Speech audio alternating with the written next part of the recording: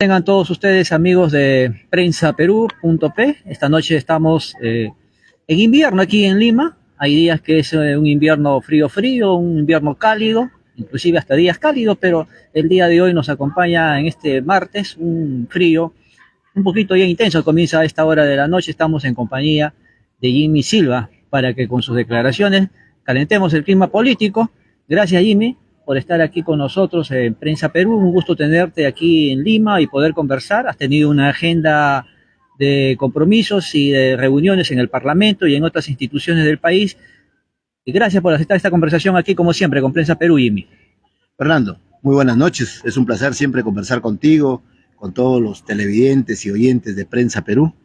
Hablar del escenario político nacional de nuestro país es importante. Estamos en pleno proceso ya electoral, se puede decir, para las elecciones nacionales.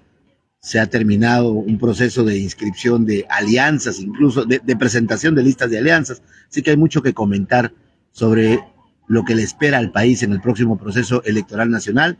También en este año se van a convocar las elecciones regionales, las subnacionales, y desde el trabajo que realizamos, no solo en la región, con el movimiento regional que presido, sino a nivel de los movimientos regionales en el Perú, que estamos llamados a ser la fuerza política que haga el contrapeso político nacional, para conversar contigo como siempre. Es cierto, frío limeño, una noche de martes, vísperas de un día feriado, para conversar y dialogar con la población, que finalmente es la que tiene la autoridad en la mano para el próximo proceso electoral, para saber qué destino al país le quiere dar el poblador peruano, el poblador de a pie, frente a los resultados que hoy ve de la política nacional.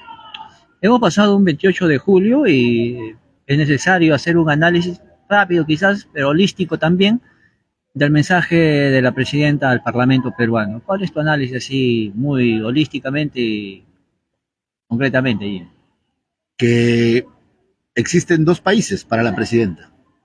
El país en el que ella vive y el grupo político que la acompaña, el legislativo y el ejecutivo, y el país en el que vivimos tú y yo. El país en el que acabamos de ver, por ejemplo, aquí en la ciudad capital, hace 48 horas el fallecimiento de un policía en manos de la delincuencia, un policía cumpliendo su deber y el otro policía gravemente herido, y donde vemos el accionar de la población. Mientras que un poblador levanta la mano con un pañuelo blanco para pedir apoyo, otro poblador se acerca y patea el arma de reglamento del policía abatido y se lleva el arma, la roba el arma. Entonces ahí vemos dos comportamientos de la población. Hay un país real, en ese vivimos nosotros, en ese país donde hoy, aquí en Lima, por ejemplo, el sector transporte público ya ha empezado a sacar comunicados donde sube el pasaje, porque en el costo de los pasajes están poniendo la extorsión a la que se están sometiendo las líneas, los trabajadores del sector público, porque ya están cansados de que los maten y nadie haga algo. Entonces se están allanando, están aceptando una extorsión que se la están trasladando a la población mediante un comunicado de aumento de pasajes y nadie hace nada. Ese es el país real que hoy día nuestros jóvenes no tienen trabajo, de que la oferta laboral no ha crecido en el Perú. Un país donde nos damos cuenta que los sistemas de educación y de salud siguen siendo muy deficientemente aquí en la capital. ¿Tú te imaginas cómo la pasan los pobladores peruanos en las distintas regiones del Perú? Entonces, ese es el país en el que estamos viviendo. Y viene un país irreal en el que vive la presidenta de la República y vive la gran mayoría del Parlamento del Congreso, el Parlamento peruano, en ese país donde nos ha presentado en 4 horas de mensaje a la nación, en un país en crecimiento. Es cierto, las cifras macroeconómicas siguen creciendo, pero no en el ritmo que deberían crecer para que nuestro país vaya en un proceso de desarrollo, no en el ritmo en el que deberían crecer para que nuestro país pueda decir que esos niveles macroeconómicos se sienten en los mercados y en los bolsillos de la población. Ahora, decías tú que estábamos ya en una etapa, digamos, preelectoral, que cabe duda Pero sin embargo todavía no se nota un entusiasmo político, digamos, esa efervescencia que se vivía décadas o años atrás, cuando estábamos ya un año electoral aquí en el país. Es también una crisis. Por supuesto que es una crisis. Y es una crisis porque el poblador de a pie, porque el poblador peruano no confía en la política, no confía en los líderes políticos que existen hoy, siente que la política no le sirve de nada y es un mensaje equivocado el que tiene el poblador, porque de las decisiones políticas que en el próximo proceso electoral los ciudadanos tomemos para elegir a las próximas autoridades va a depender el destino del país. Allí yo creo que sí estamos en una grave circunstancia que tú la estás en este momento evidenciando. A pesar de que hay 45 partidos políticos que van a participar en el próximo proceso electoral. De eso hay evidencia que podrían haber 5 alianzas. En esas 5 alianzas, 11 partidos políticos. Entonces quiere decir que vas a tener 34 partidos políticos y probablemente 5 ofertas de alianza. 39 candidatos a la presidencia de la República. Con tanto candidato, ¿no hay emoción en la población? Con tanto candidato, la población siente que no está representada con esos partidos políticos. Ese es el mensaje que hoy el pueblo peruano nos está dando a todos.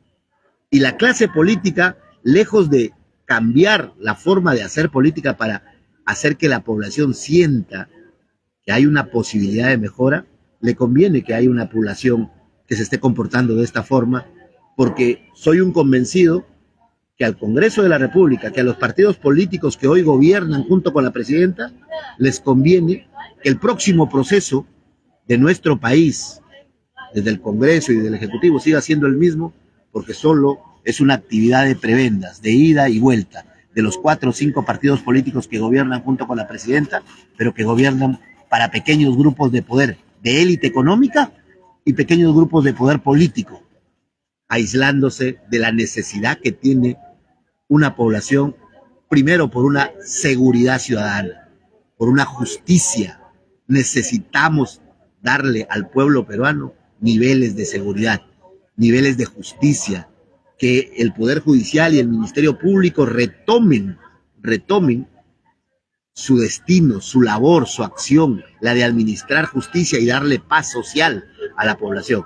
Creo, fundamentalmente a unos días de que se ha celebrado el Día del Juez, por ejemplo, que sí hay jueces probos, pero que no son la mayoría. Y que hoy tenemos que retomar esa actividad del Poder Judicial de administrar justicia y del Ministerio Público de ser los defensores de la legalidad para que el poblador de a pie recupere algún nivel de confianza y que una clase política distinta que hoy la población le dé mediante el próximo voto popular a los próximos candidatos y a las próximas autoridades al Congreso, diputados y senadores, o al próximo presidente de la República, gobernadores o alcaldes, los elija de una forma que trate de ver políticos distintos, diferentes, con visión de futuro, con una visión de articulación, a los que ya fueron autoridad, como en el caso mío, que los evalúe en función a los resultados que en su momento dieron o dan en el transcurso de su vida. Es hora de mirar desde el punto de vista de la población en forma diferenciada el próximo proceso electoral, porque ya nos dimos cuenta que esta clase política lo sigue mirando igual, no han tenido capacidad de hacer una alianza eficiente, de unirse para mostrar un frente de unidad para el próximo proceso electoral y donde el próximo presidente y los próximos congresistas no solo tengan legalidad, porque pueden tener legalidad porque son producto de un proceso electoral, pero tienen legitimidad, que son producto de una elección mayoritaria. Eso es importante y necesario para que se recupere el principio de autoridad y el liderazgo que nuestro país necesita para ser conducido. Es importante señalar estas cosas porque, mira, y a nuestros amigos televidentes, es necesario replantearnos que, así como la democracia se basa sobre valores, principios, y uno de ellos es pues la representación, la representatividad, nos jactamos justamente en el espíritu democrático de que es así y así debe ser. Pero a más partidos políticos que tenemos hoy en día, la gente no se siente representada. Esto, por cierto, va a traer un problema porque sea quien sea elegido, presidente de la República, sobre todo en el Parlamento, quienes lleguen a las bancadas que se formen de los partidos políticos van a carecer de esto, de representación, de legitimidad, la población así lo siente. Y esto es un riesgo porque vamos a socavar, o se socava la democracia, el Estado, el sistema. Esto es peligroso, Jimmy, si es que no lo analizamos, si es que no lo tratamos, si es que no lo corregimos. Importante pregunta y apreciación a la vez. El sistema político como está diseñado para cada vez perder más la confianza de la población. Pregunto, 45 partidos políticos están recuperando la confianza de la población en función a la oferta política. Ya lo hemos dicho, no. ¿Con qué facilidad hemos construido un partido político para ir al próximo proceso electoral y que va a desaparecer después del acto electoral? Porque de los 39 ya con las elecciones, con las alianzas que se van a presentar, de las 39 opciones que vamos a tener para elegir, ¿cuántas van a quedar vivas para el próximo proceso electoral? 8, 7, exagera, 10. Se van a ir 29 partidos políticos. Van a desaparecer. O sea, así como aparecieron, desaparecieron. Y entonces aquí viene la reflexión. Un Congreso que permite eso, frente a un Congreso que ha querido desaparecer a los movimientos regionales, entre una de las razones, porque son muchos. Entre una de las razones, porque no articulan, según los sobretextos de los congresistas en ese momento, al pretender lesionar a los movimientos regionales. Y yo pregunto, con esta forma de constituir partidos políticos, ¿están trabajando para la democracia o en traición a la democracia? ¿Qué podría pasar, por ejemplo, si se toma una decisión que para que un partido político vaya a un proceso nacional de elección de congresistas y de presidentes, primero participe en una elección subnacional, que elijan gobernadores y alcaldes? Y que una vez que un partido político haya participado en una elección subnacional sin participar en una nacional, recién tenga la posibilidad de participar en una nacional. ¿Por qué no les damos un tiempo, mediante ley, de trabajo a los partidos políticos, de que realmente lleguen al corazón del Perú? Eso no sucede. Ellos dicen que no están en las regiones porque estamos los movimientos regionales y por eso los querían desaparecer. No están en las regiones porque ellos no ven la política como una docencia y decencia, ven la política como un vehículo para llegar al poder central y gobernar los recursos de un país. Pero no ven la política para articular las necesidades que tiene una población en su conjunto en las distintas regiones, conocerlas, palparlas y a través de sus líderes políticos proponer acciones, programas de desarrollo que generen un cierre de brechas. Así no lo miran solo como la captura del poder. Entonces modifiquemos la norma, hagamos que los que se constituyen en partidos políticos tengan un periodo de capacitación, de adiestramiento y de trabajo político con el pueblo frente a elecciones regionales y municipales. Y una vez que participen y de repente hasta que les pongamos un porcentaje de autoridades de ese nivel, puedan participar en un proceso nacional. Necesitamos articular al Perú. Esa es una de las formas, por ejemplo. Otra de las formas de las que tendríamos que empezar a conversar, como lo decimos en los movimientos regionales, es esa propuesta política que te da el candidato, que luego se convierte en autoridad vía plan de gobierno, que es una exigencia para poder participar en un proceso electoral. Luego que termina el proceso electoral y gana, es letra muerta, no sirve, porque nadie lo fiscaliza, nadie fiscaliza el cumplimiento. Debería haber algún nivel de vinculación de la gestión de la autoridad en base a su plan de gobierno. Y si no cumple un porcentaje del mismo, nunca más debería aparecer en política. Esas son normas que podrían empezarse a discutir para mejorar y adecentar esta clase política tan venida a menos, porque el poblador tiene que recuperar confianza para que podamos tomar decisiones en el próximo proceso electoral. Ahora, hablando del proceso electoral que se avecina y de las regiones, aquí hay algo también que el ciudadano muchas veces percibe, inclusive hasta cuestiona, digamos, ¿no? Que los movimientos regionales, tan igual como los partidos políticos nacionales, siempre son lo mismo, dicen, ¿no? Ya son movimientos regionales de 20, 30 años y las regiones también siguen iguales, muchas. Otras, indudablemente, están prosperando, están cumpliendo sus objetivos, digamos, ¿no? Pero esto también pasa en las regiones, Jimmy. ¿Cuál es tu análisis aquí? Por supuesto de que hay que hacer un acto de reflexión en todo el proceso político, te lo he indicado yo. Y en ese proceso político hay partidos políticos y hay movimientos regionales. Claro que sí. Los movimientos regionales tienen que empezar a trabajar entre una de las cosas por tener mejores líderes políticos. ¿Se trabaja en ello? Es que hay que trabajar. Desde la Asociación de Movimientos Regionales, hoy constituidos, hoy ya integrándonos de una forma más inteligente, más representativa y con mayor capacidad de acción, por supuesto que hemos puesto en el tapete también la calidad de políticos que han estado o que están en nuestros movimientos regionales, porque tenemos que darle una oferta política al ciudadano de a pie de mejor calidad. Y aquí viene el tema. Sí, pues, hay regiones que han hecho mal uso de sus recursos y por eso es que tienes gobernadores y alcaldes presos con procesos judiciales por malversación, por obras sobrevaloradas o por obras fantasma. Por supuesto que eso tiene que ser también parte del trabajo que tiene que hacer un movimiento regional para evitar esa lesión a la población. Y ahí hay que hacer escuela, como lo hacemos en Renovación Tumbesina. Pero tenemos que articularnos, que hoy, que tú ves que la componente entre el Ejecutivo y el Legislativo hacen que se olviden de las regiones, porque los problemas del Perú, Fernando, siguen siendo los mismos. Y es por eso que la Asociación de Movimientos Regionales está propiciando una integración de regiones, está propiciando un trabajo al que le estamos denominando una red neuronal del poder en el Perú, pero del poder para poder articular, el nombre lo dice, poder para poder hacer, para poder tomar decisiones. ¿Cómo? Articulada esa red neuronal entre las regiones del Perú. ¿Y en base a qué? En base a un acuerdo programático. Un acuerdo programático que tenga que ver no solo con tu visión filosófica de la política, que si eres de derecha, que si eres de izquierda, que si eres de centro izquierda o centro derecha, no, sino un acuerdo programático que tenga que ver con las necesidades de tu región.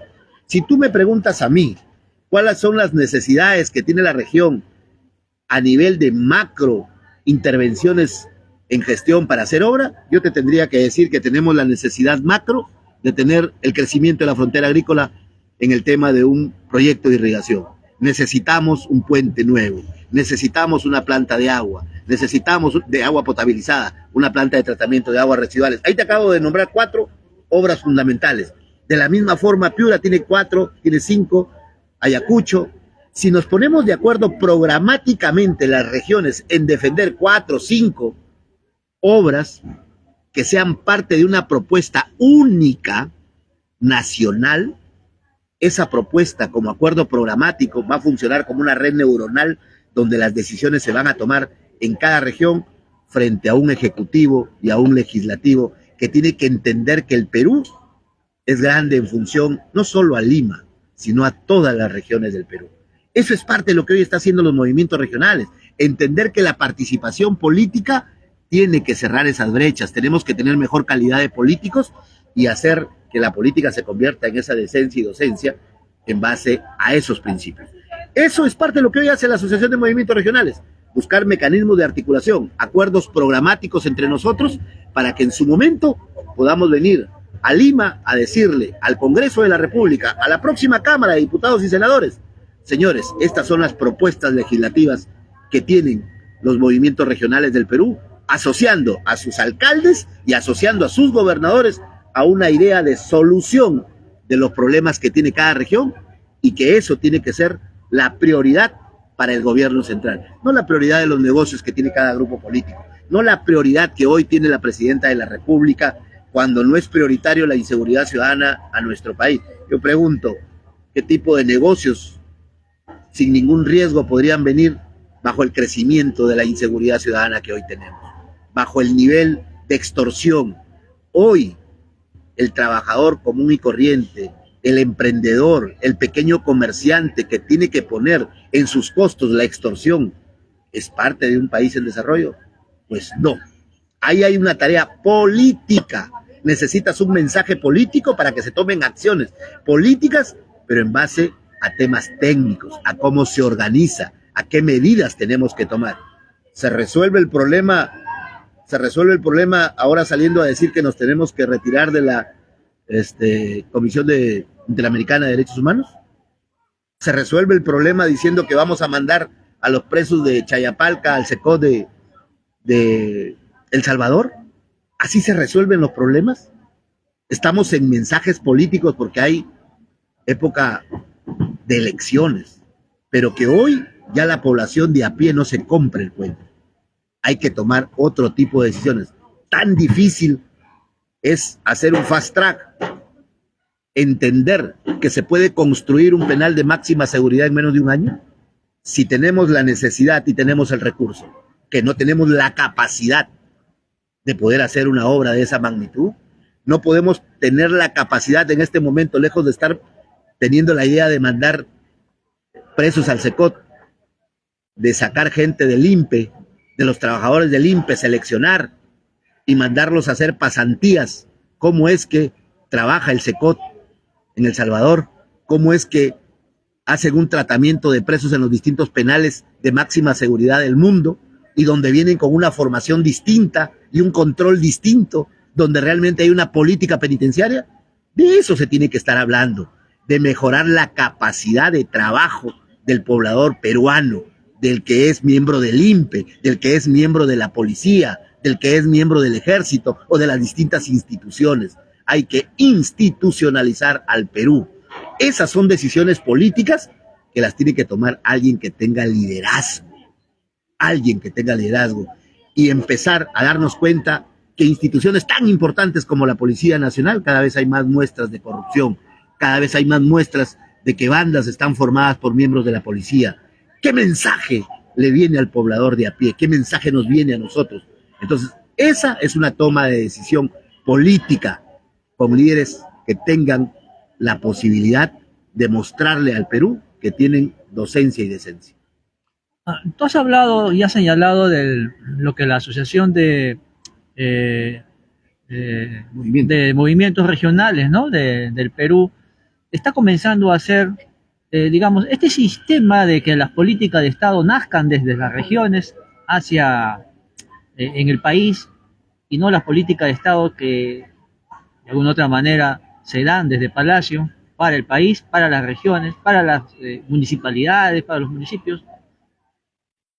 Esto pues pasa también porque los líderes de los movimientos regionales del país tomen esta bandera, ese nivel de coordinación real de los movimientos regionales del país, para que esto, digamos, comience a dar frutos, comience a hacerse realidad.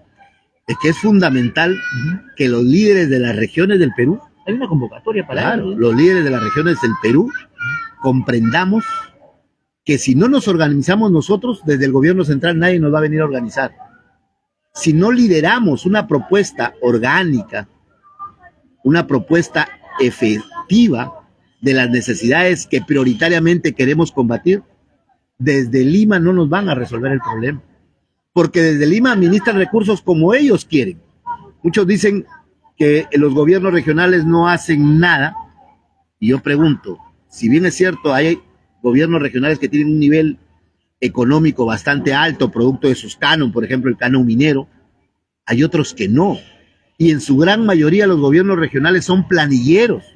El Estado le transfiere recursos, pero para pagar la planilla del sector salud, para pagar la planilla del sector educación, entre otras planillas que paga el gobierno regional. ¿Eso es hacer gestión? Eso no es hacer gestión. Eso es convertirme en una caja o una ventanilla de pago del gobierno central. Entonces, frente a esa necesidad es que la Asociación de Movimientos Regionales del Perú, hoy en una plataforma integrada mediante una junta directiva que preside el amigo Freddy Braco, entonces estamos no solo dedicados a buscar que los movimientos regionales sigan participando, no, esa no es la principal lucha. La principal lucha es que el poblador sea respetado, que los derechos constitucionales del poblador, como por ejemplo de elegir a sus autoridades entre un partido político y un movimiento regional, sea respetado. Y a partir de allí, decirle al movimiento regional, tienes la posibilidad política no solo de adecentar la política nacional, sino de trabajar por el cierre de brechas de tu región, por trabajar porque no le falte agua, porque haya el proyecto de irrigación, porque haya posibilidades de trabajo, porque la agricultura vaya en vía de lo que significa una agroexportación, o tengas la conectividad respectiva vía puentes, vía pistas, veredas, o tengas salud vía agua, desagüe. Esa posibilidad, ¿cómo se organiza? Mediante la posibilidad de articularnos todos, pero organizarnos. Y ahí va. En cada región debería existir la asociación de autoridades electas de la región. Más allá del tinte político, porque una vez que estamos elegidos, si tú vienes del partido político, si tú vienes del movimiento regional, X, Y o Z, ya somos autoridad de una región. Y siendo autoridad de la región, nos tenemos que constituir en una sociedad, en una asociación de autoridades electas de la región, que sean las que enarbolen no las ideas de cada uno, sino un consenso de necesidades y que esas sean defendidas en bloque. Y de la misma forma como defiendes en bloque en una región, defiendas en bloque todo el Perú. Eso es un acuerdo programático. Y en ese trabajo estamos con las regiones del Perú. En ese trabajo estamos con los movimientos regionales. Desde la Asociación de Movimientos Regionales, hoy presidida por Freddy Braco, estamos trabajando en esta primera etapa que se viene el próximo proceso electoral, de ayudar a nuestros movimientos regionales a recuperarse de esta lesión que le causó el Congreso de la República, de este acto arbitrario e ilegal de que los congresistas quisieron desaparecernos para acoger a toda nuestra militancia y acoplarlas a sus afanes políticos, a sus afanes y apetitos individuales. Pues lamentablemente sí nos han lesionado, pero estamos trabajando. Sí nos lesionaron, pero estamos recomponiéndonos. Las estadísticas decían que en los últimos 30 días, más de 100 candidatos que estaban en los partidos políticos y pertenecían a los movimientos regionales han renunciado para volver a los movimientos regionales. Qué importante es eso, que están recuperando su confianza en un movimiento regional, pero hay que trabajar, hay que darle asistencia jurídica, hay que darle asistencia en el próximo proceso electoral. Eso es parte de lo que estamos haciendo hoy.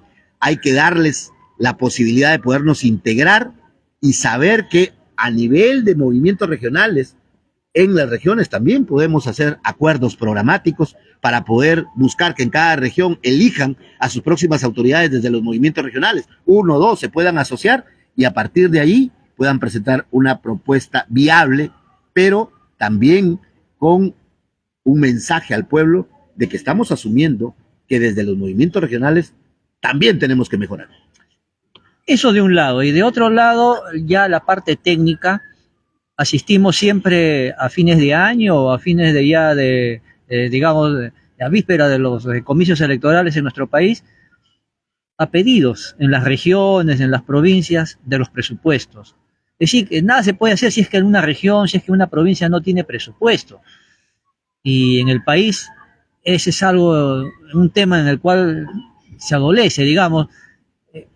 ¿Por qué falta presupuesto en las regiones? ¿Por qué falta presupuesto en las municipalidades provinciales, distritales, para las obras públicas? Este tema, tú tienes experiencia, has sido alcalde de Tumbes.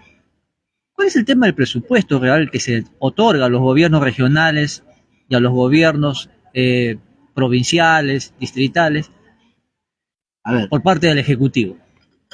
El presupuesto nacional de la República es uno solo. Y ahí están incorporados los gobiernos locales y los gobiernos regionales. ¿Participan ustedes en el diseño de los participamos en la distribución. En el diseño no participamos directamente. Ya, pero lo más objetivo es la distribución. Es que la distribución nos dan el porcentaje mínimo a las regiones del país. Más del 70% del presupuesto se queda en Lima, en el gobierno central. Hoy el presupuesto del Congreso es uno de los más amplios de la última etapa de la historia del Perú. Ya, pero me imagino que para eso hay una nueva propuesta, ¿no? Es que lo único que ha habido, por ejemplo, es una norma que la cual comparto, donde ha habido un aumento del fondo común para las municipalidades, por ejemplo. Es decir, por parte de ustedes. Exactamente, para las municipalidades. Pero es suficiente porque finalmente las obras que se pueden hacer del monto de inversión que el Estado transfiere es mínimo. Por ejemplo, a Tumbes, el Estado le transfiere aproximadamente 10 millones al año para hacer obras. Un proyecto de irrigación cuesta más de 300 millones de soles. Ya, vayamos a un pequeño proyecto. Un proyecto de agua y desagüe de una troncal, 7, 8, 10 millones. El mínimo de 1 millón, 2 millones. O sea, si te dan 10, puedes hacer 5. ¿A qué población sirves con 5?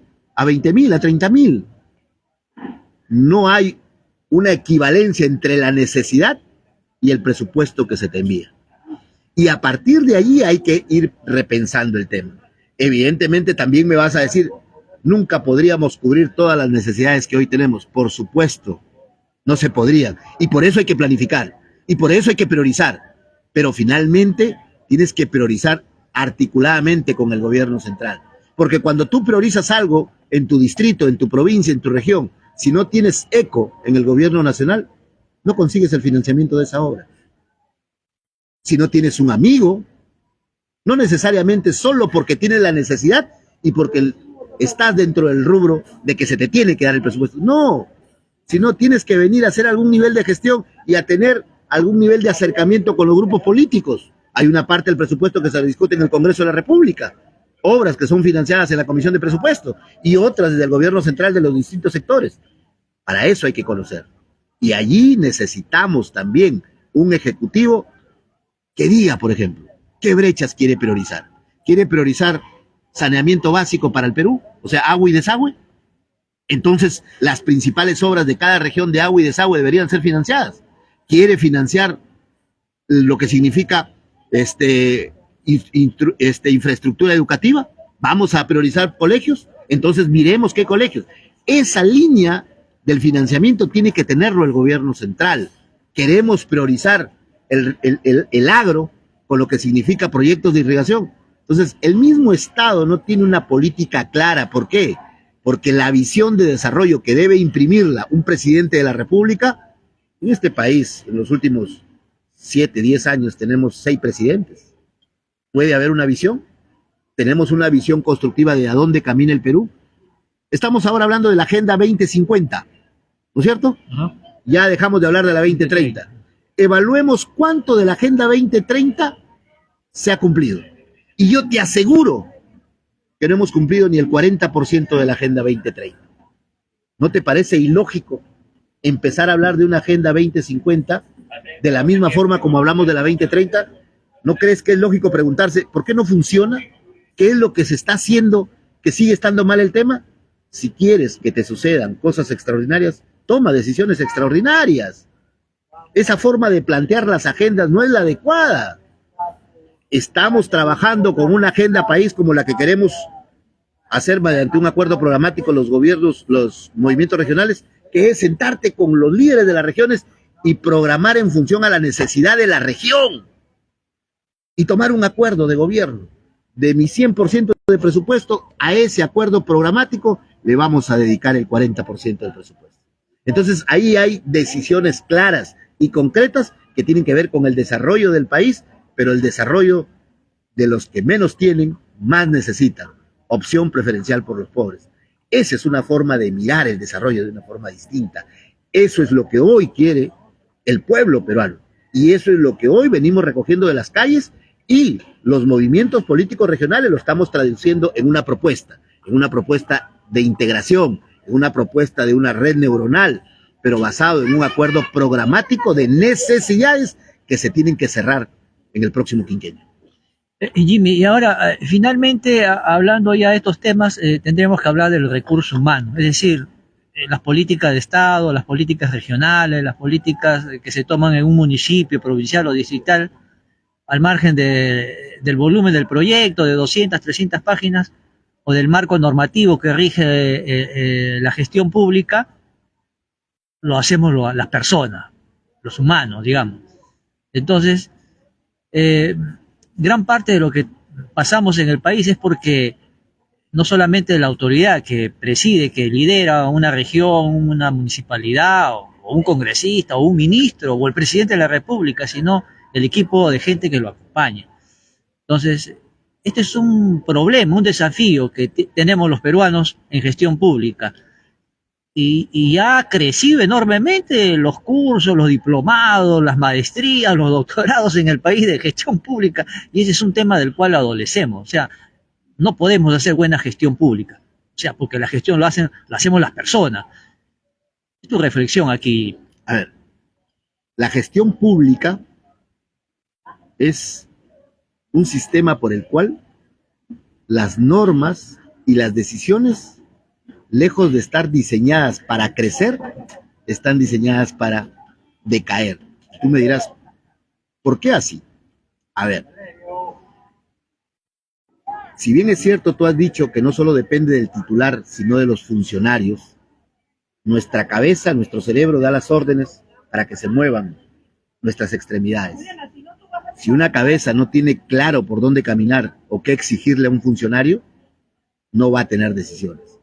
En este momento, pregunto, ¿las capacidades que tienen nuestros funcionarios a nivel de municipalidades, gobiernos regionales, son las adecuadas para tomar las decisiones, para hacer los expedientes técnicos o para administrativamente ir en un crecimiento importante y sostenible? No. ¿Hay capacitación? No. El tema salarial en el sector público, ¿es importante o no es importante? Por supuesto que sí es importante exigirle resultados a un funcionario público en base a un salario adecuado y digno. ¿Es importante o no? Darle estabilidad a ese equipo humano, que es más allá de la estabilidad laboral. Yo te estoy hablando de una estabilidad de gestión. Una de las cosas que cuando fui alcalde hice es no cambiar de gerente a cada momento.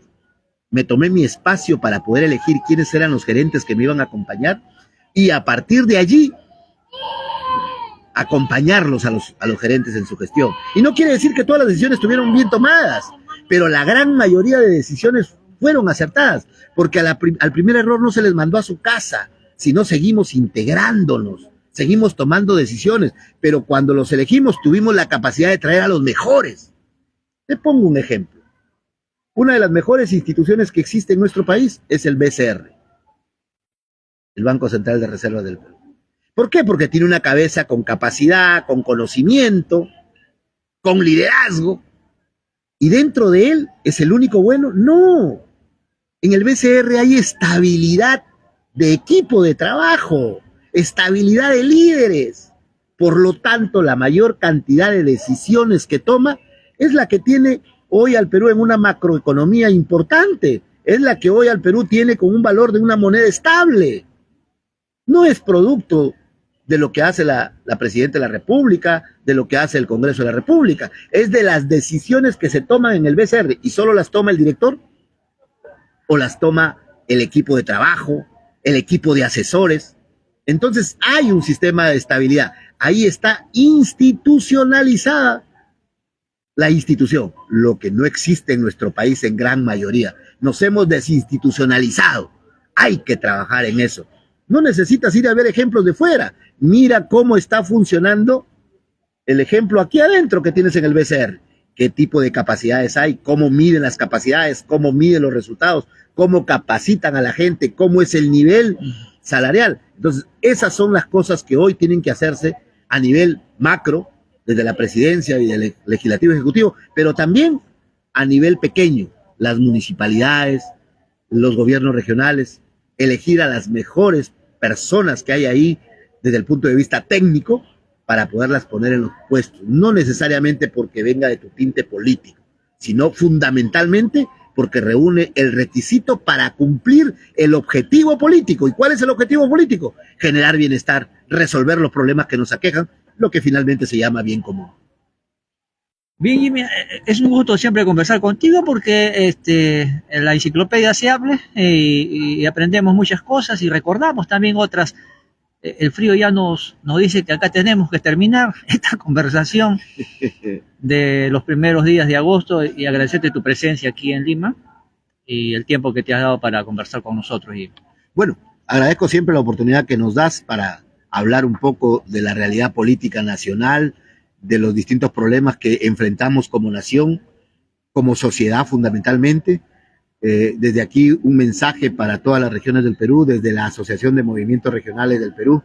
liderada por nuestro amigo Freddy Braco, en el equipo fundamentalmente buscando una integración entre regiones del Perú, decirles que la población peruana en las distintas regiones del Perú, en los distintos pueblos de nuestro norte, centro y sur del país, esperan definitivamente recuperar la confianza en las organizaciones políticas. Y es por eso que las organizaciones políticas regionales debemos trabajar en esa línea de recuperar la confianza del poblador y a partir de allí al poblador de todo el Perú decirle que debemos estar atentos para el próximo proceso regional, para el próximo proceso nacional de elecciones. Elegir pensando, la decisión y el voto es una vez cada 5 años. Y a partir de esa decisión se dan todas las decisiones que toman las personas que elegimos. Pensar, analizar, no más de lo mismo. Tu voto tiene que ser consciente en el país que tú y yo queremos. Gracias, Fernando. Bien, en esta noche ha sido Jimmy Silva Mena. Él ha sido alcalde de Tumbes, es el presidente del movimiento político regional Renovación Tumbesina, dirigente nacional de la Asociación de Movimientos Regionales del Perú, quien conversó con nosotros a esta hora de la noche.